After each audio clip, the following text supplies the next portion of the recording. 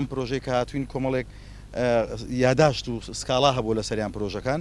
ئێمە هاتوین بزان ئایا تا چەندێک ئەو یاداشتانە لە جێی خۆی بووە بۆی بتوانین لەگەڵ کۆمپانیەکانی وەبەرهێنان دواتر لەگەڵ دەستەی وەبەرهێنان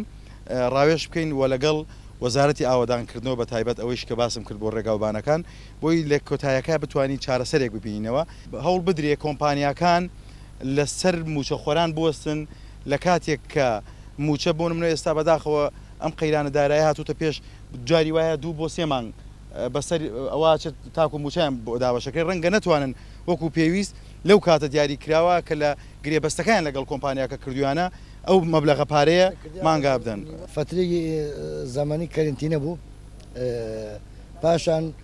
ئەی قەیرانی هاتووە کە موچە نایە ئێمە هەرسیان چیمان کرد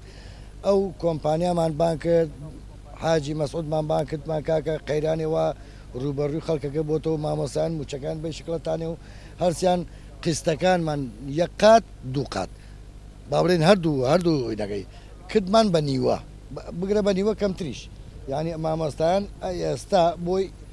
پرۆژەکان نەوەستێت قستەکانیان لەسەر نیوادن بۆ نمونە مەسەن 450 دلار ئەو 200 دلاردا ماگانە یعنی بۆی هەم ئیشەکە نوێستێت هەم لەسەر مامۆستا زۆر نەکەوێ و بەڵام ئەمە کاتیە تاوەکو کەی تاکو ئەو کاتێکەوە ئەم قەیرانە نامێنێت.